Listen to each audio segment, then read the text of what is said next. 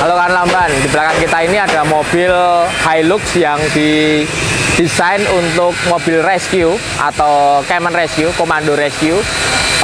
Mobilnya sebenarnya ini miliknya salah satu perusahaan tambang yang profesional di Indonesia. Tapi bukan itu yang mau saya ceritakan.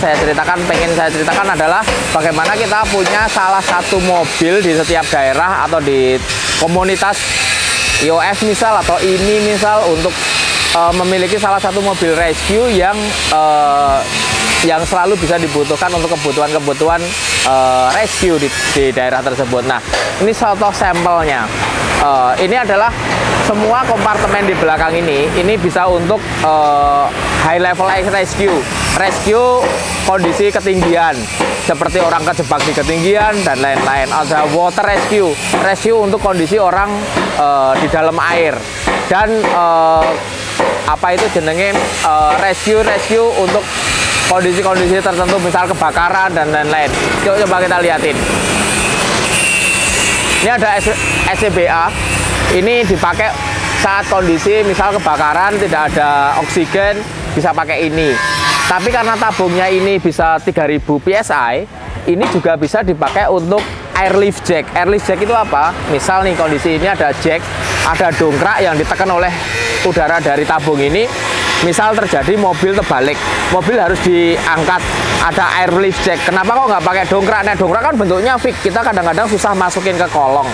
Nah, airlift jack itu bentuknya seperti ini, apa itu jenenge, seperti balon gitu. Kita masukkan ke bawah, masih pipih, kita tekan pakai oksigen, ini bisa naik dia. Kekuatannya sampai dengan 30 ton, itu sangat-sangat membantu. Atau kalau misal mobil miring, harus kita tegakin, kita pakai airlift jack. Begitu kita tegakin, kita bisa masuk ke dalam situ gitu loh. Jadi ini adalah contoh yang sangat oke lah kompartemennya. Sebenarnya isinya kompartemen semua, tapi lebih ke bagaimana kebutuhannya bisa memakai gitu. Ini ada pelampung di sini. Ini kebutuhan untuk rescue di bawah air. Semuanya udah masuk ke sini. Pelampung, strap, baju pelampung, terus di dalam situ ada airlift jack yang menarik airlift jacknya. Ini lengkap. Terus tabung cadangannya ini. Nah, ini. Ya, ini airlift jacknya. Ini 21 ton ya satunya. Ya. Ini begitu ditekan angin ini biasa menggembung. Jadi bentuknya tipis. Kalau kita masukin ke bawah gampang. Begitu ditekan angin dari sini, ini bisa menggembung ini kayak ini. Ini sampai dengan 12 bar, naiknya bisa sampai dengan 2,6 cm, 26 cm. Jadi dia bisa menggembung 26 cm. Misal kondisi terjepit, misal mobil kecelakaan terjepit, kita mau buka kan susah, dongkrak nggak masuk, masukin airlift jack, dibuka pelan-pelan. Ini sangat penting ini, menurut saya ini penting. Ini ada 1, 2, 3, 4, 5, 6, 7, 8, ada 8. Ada yang gede juga, yang gede itu bisa sampai 50 cm dia bukanya, tebelnya tetap sama. Nah, ini sip ini ada lampu-lampu, ini ada tabung oksigen cadangan, di sini ada kotak yang isinya juga perlengkapan ini yang untuk ketinggian, ini ada di dalam sinilah, nanti kita buka. Nah, sebenarnya kita butuh mobil rescue sekompak ini, tapi sudah sangat bisa menjadi Cayman Rescue atau rescue komando rescue. Ada winch-nya juga depan, kekuatannya 4,2 ton, sangat cukup. Mungkin bisa kita update lagi misal, supaya kita bisa memakai lebih maksimal lagi. Karena contoh di Jogja, kegiatan IOF yang paling sering adalah bagaimana kita membantu rescue atau kecelakaan-kecelakaan yang terjadi di lalu lintas di jalan. Kadang-kadang hal itu terjadi di daerah-daerah yang lain juga, makanya sekedar sharing bahwa kita harus mulai pikirin kita punya kompartemen yang dipakai untuk Cayman Rescue atau Komando Rescue dimanapun itu, dan teknologi-teknologi simple yang dibutuhkan yang bisa membantu banyak orang gitu loh ini. Nah, sekarang kita ngomong teknisnya.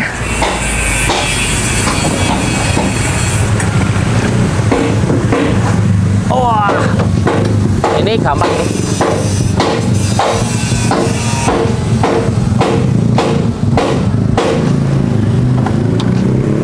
Ini ada, wah ini untuk tangga. Ini juga canggih, aluminium semua. Ini tinggal disambung, sambung, bisa menjadi sebuah apa ya, alat untuk jack, untuk tangga dan lain-lain.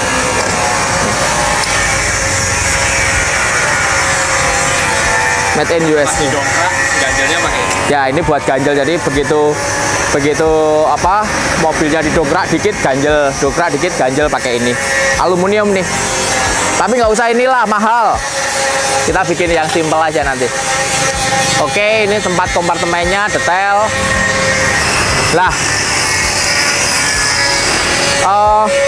mobil ini dibawa ke Jogja, ke Lamban Garage untuk kita upgrade suspensionnya, karena ternyata setelah dinilai modifikasi ini, mobil ini kita timbang plusnya itu 900 kilo dari standarnya. Artinya kalau Hilux standar itu muat maksimal 500 kilo, berarti plusnya sudah 400 kilo. 400 kilo tambah nanti ada orang dan lain-lain, kira-kira kurang lebih 100 sampai 150 kilo, berarti plusnya overload kapasitinya itu hampir 500 kiloan atau 500 kilo lebih. Itu yang membuat kita harus berpikir atau mensolusikan masalah itu. Nah, spring itu harus kita ganti karena dia plusnya 500 kilo dari overload capacity. Jadi kita pasang spring itu dengan load 1 ton. Nah, load 1 ton itu hampir nggak ada produsen yang punya. Kita kemarin sempat kita bikin yang load 1 ton untuk kebutuhan khusus militer kemarin Hilux. Ini masih ada sisa, kita masih ada sisa beberapa set. Jadi kita pasang ternyata jadi pas. Terus shockbreakernya kita pilihin pakai Allman-Emu MT64. Kenapa kok nggak BP51? Karena biar low maintenance gitu.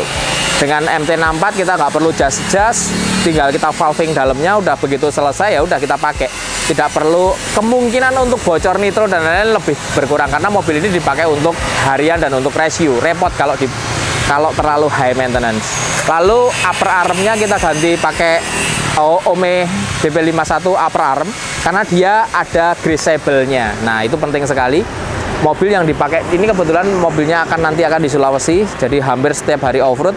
Kalau mobilnya itu tidak ada greasable-nya gampang rusak, pusing nanti. Nah, itu intinya gitu. Pernya depan loadnya 300 kilo udah cukup, belakang 1 ton. Ini salah satu solusi teman-teman yang punya mobil atau bikin mobil pemada, mobil-mobil taktis, mobil-mobil khusus yang loadnya penambahan bobot totalnya lebih daripada maksimal loadnya Hilux, ya harus dipikirin untuk suspensinya bisa cover.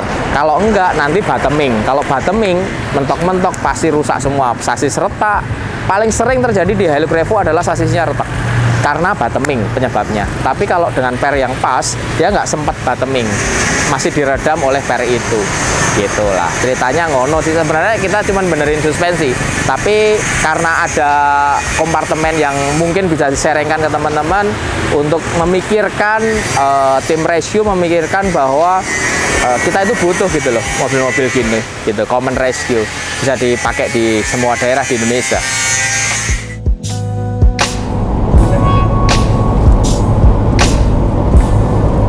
Kita tes mobil common rescue lari 120 dengan penambahan beban 900 kilo lebih. Mobilnya masih nyaman, masih nggak ada limbung sama sekali, menggunakan suspensi dari Allman-Emu MT64. Ini kita belok kenceng loh, ini 80 lebih loh ini. Padahal bobotnya di atas dan kita timbang kemarin plusnya dari standar 900 kiloan, itu sudah sangat overload 500 kilo dari batasnya Hilux. Kalau suspensi setupnya itu pas, ya mobil itu tidak limbung gitu loh, dan tetap empuk. Dan harus tetap empuk karena kalau terlalu keras nanti sasis kalah, sasis resiko retak, terus bearing roda resiko rusak, dan ban tidak grip ke tanah. Itu yang paling masalah gitu loh kalau sudah nanganin kasus mobil-mobil Hilux overload gini. Makanya suspension itu benar-benar harus diukur, di setup supaya sesuai dengan kondisi modifikasi dari mobil tersebut gitu. Udah oke. Saya takutnya mobil ini terlalu keras atau justru terlalu empuk jadi limbung dan bottoming. Nah, banyak kasus di tambang atau di mobil operasional Hilux itu sasisnya retak. Sasis retak itu rata-rata karena bottoming, karena overload, pernya terlalu standar, mungkin dia mentok ke stopper, lama-lama mentok mesti retak karena ada impact. Harusnya kan sebelum mentok sudah teredam. Itu sih, jadi trikinya setting suspensi itu begitu, karena kita harus sesuaiin pernya dulu, setelah itu sesuaiin shock breakernya untuk meredam per itu gitu. Prinsipnya sebenarnya seperti itu, dan itu bisa dilakukan semua orang, cuman kadang-kadang males saja setup karena tidak sekali jadi, tidak tentu sekali setting langsung jadi, harus bongkar lagi ya, memang begitu caranya.